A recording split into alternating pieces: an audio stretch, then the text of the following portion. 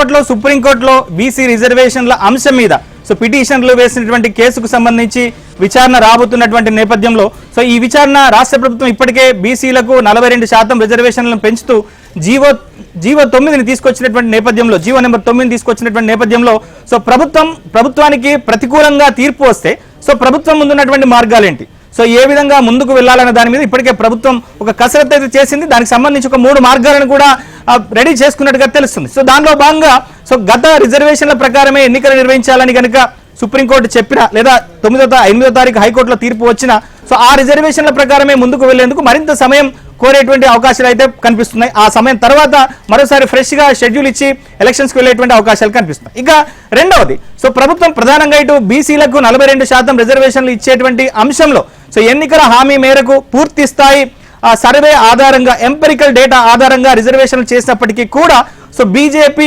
కేంద్రాన్ని ఒప్పించడంలో విఫలమైందనేటువంటి నెపం ఇటు బీజేపీ మీద వేసి సో ఇటు ఎన్నికల్లో అంటే పాత రిజర్వేషన్ల ప్రకారమే ఎన్నికలకు వెళ్లాలనేటువంటి ఆలోచనతో ప్రభుత్వం మరొక ఆలోచనలో ఉన్నట్టుగా తెలుస్తుంది. ఇక ఇటు కేంద్ర ప్రభుత్వాన్ని ఒప్పించే దిశగా ఇటు ఢిల్లీలో ఇప్పటికే ధర్నాలు చేసింది కాంగ్రెస్ పార్టీ, ముఖ్యమంత్రి కూడా ధర్నాలో పాల్గొన్నారు. సో రాష్ట్రపతిని కూడా కలిసి సో రిజర్వేషన్ల విషయంలో రాజ్యాంగ సవరణ చేసేందుకు వీలుగా సో కోరాలనేటువంటి ఆలోచనతో ప్రభుత్వం ఉన్నట్టుగా తెలుస్తుంది. సో మొత్తం మీద ఇక కేసు మీద విచారణ అయితే ఇంకా జరగలేదు.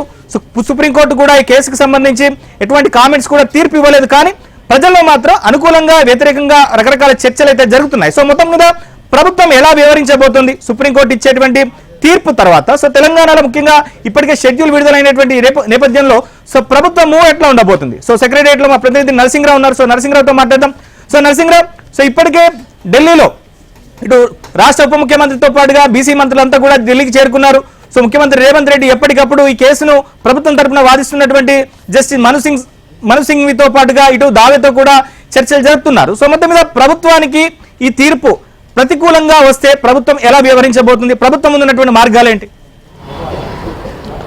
ఇప్పుడు ఉత్కంఠగా ఇటు తెలంగాణ రాష్ట్ర ప్రజలతో పాటుగా ఇటు ప్రభుత్వం కూడా ఎంతో ఉత్కంఠగానైతే సుప్రీంకోర్టు తీర్పు కోసం, సుప్రీంకోర్టు చెప్పేటువంటి డైరెక్షన్ కోసం ఎదురు చూస్తూ ఉంది. ఈరోజు మరి కాసేపట్లోనే సుప్రీంకోర్టులో దీనిపైన వాదనలు ప్రారంభం కాబోతున్నాయి. ఈ నేపథ్యంలో అసలు ఏం చెప్పబోతుంది, ప్రభుత్వం ఇచ్చినటువంటి జీవోకి గ్రీన్ సిగ్నల్ ఇస్తుందా, లేదనంటే ఈ 50% రిజర్వేషన్ల నిబంధన ఉన్నటువంటి నేపథ్యంలో ఆ జీవోని రద్దు చేస్తుందా అనేటువంటిది ఒకంత ఉత్కంఠగా మారింది. అయితే రాష్ట్ర ప్రభుత్వం అయితే తాను చేయాల్సినటువంటి పనులన్నింటినీ కూడా లీగల్గా చేస్తున్నాము.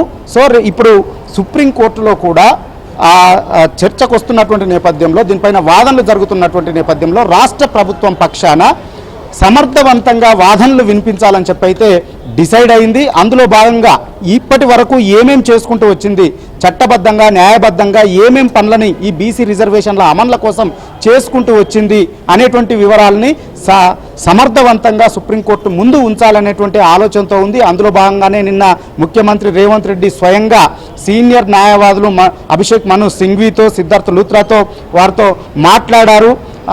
గతంలో ఇచ్చినటువంటి జడ్జిమెంట్లు, సో ఆ సందర్భంగా సుప్రీంకోర్టు చేసినటువంటి వ్యాఖ్యలు, సో వాటిని అధిగమిస్తూ ఆ విధమైనటువంటి లోపాలు లేకుండా ఏ విధమైనటువంటి జాగ్రత్తల్ని తెలంగాణ రాష్ట్ర ప్రభుత్వము ఈ కుటుంబ జనాభా లెక్కలు తీయడం కావచ్చు, ఎంపెరికల్ డాటా తీయడం కావచ్చు, రిజర్వేషన్లు కల్పించడం కావచ్చు, ఈ విషయంలో ఏ విధంగా ముందుకు వెళ్ళింది, గతంలో సుప్రీంకోర్టు ఇచ్చినటువంటి జడ్జిమెంట్ల ఆధారంగా ఆ తప్పిదాలు చేయకుండా ఏ విధంగా ముందుకు వెళ్ళింది అనేటువంటి సమగ్రమైనటువంటి, సంపూర్ణమైనటువంటి, సమర్థవంతమైనటువంటి వాదనలు వినిపించాలని చెప్పి డిసైడ్ అయ్యి ఆ మేరకు సీనియర్ న్యాయవాదులతో ముఖ్యమంత్రి ఇప్పటికే మాట్లాడారు. సో ఈ నేపథ్యంలో ఈ న్యాయవాదులతో ఏకీభవిస్తుందా, తెలంగాణ ప్రభుత్వ వాదనతో సుప్రీంకోర్టు ఏకీభవిస్తుందా, జీవోలకు గ్రీన్ సిగ్నల్ ఇస్తుందా లేదా అనేటువంటిది ఒకంత ఆసక్తిగా మారింది. మరి కాసేపట్లోనే చర్చలు మొదలు కాబోతున్నాయి కాబట్టి దాంతో తెలుస్తుంది. ఒకవైపు హైకోర్టులో దీనిపైన వాదనలు జరుగుతుండగానే, ఈ కేసు విచారణలో ఉండగానే సుప్రీంకోర్టుకు వెళ్ళినటువంటి నేపథ్యంలో ఈ సుప్రీంకోర్టు ఇచ్చేటువంటి జడ్జిమెంట్ కోసమే అందరూ కూడా ఎదురు చూస్తూ ఉన్నారు. అయితే ప్రభుత్వం అయితే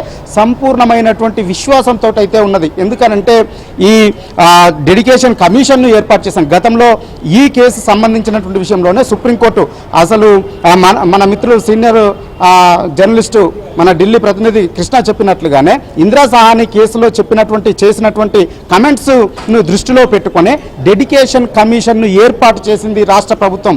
డెడికేషన్ కమిషన్తోనే ఈ జనాభా లెక్కల్ని తీసింది, బీసీ జనాభా లెక్కల్ని తీసింది.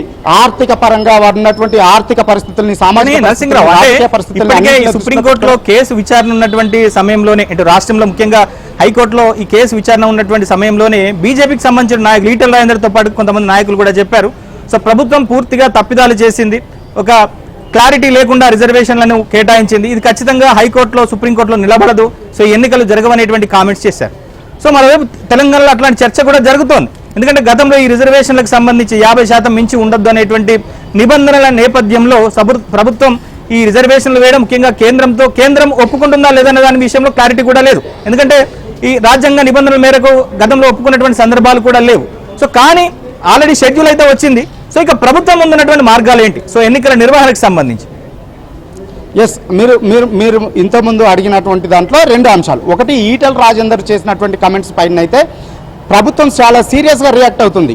ఒకటి, చట్టబద్ధంగా ప్రభుత్వం చేయాల్సినటువంటి పనులన్నీ చేసింది.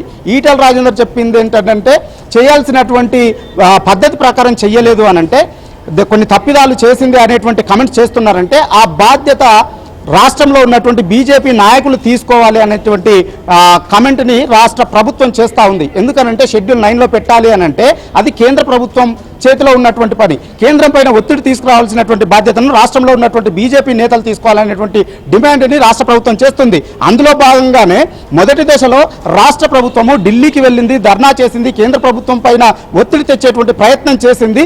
ఫైనల్గానే జీవో ఇచ్చి ఎన్నికలకు ముందుకు వెళ్ళేటువంటి ప్రయత్నం చేస్తుంది. ఈ విషయాన్ని రాష్ట్ర బీజేపీ నేతలు అర్థం చేసుకోవాలనేటువంటి మాటని వీళ్ళు చెప్తా ఉన్నారు. ఇక రెండవది, ప్రభుత్వం ముందున్నటువంటి మార్గము ఒకటి సంపూర్ణమైనటువంటి విశ్వాసంతో అయితే ఉంది, అన్ని పద్ధతి ప్రకారమే చేశాం కాబట్టి దానికి గ్రీన్ సిగ్నల్ ఇస్తుందనేటువంటి ఆశాభావంతో ఉంది.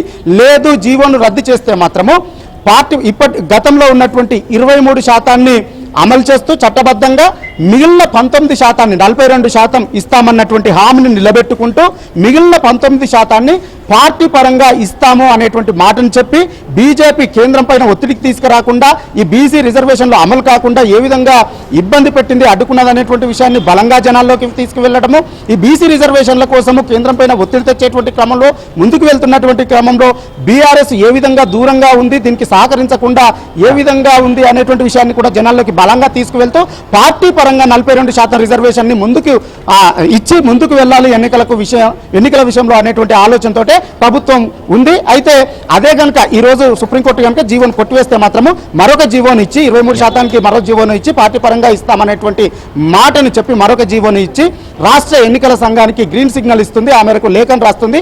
ఆ మేరకు రాష్ట్ర ఎన్నికల సంఘము మళ్ళీ ఇప్పటికే విడుదల చేసినటువంటి షెడ్యూల్ని రీషెడ్యూల్ చేయాల్సి ఉంటుంది.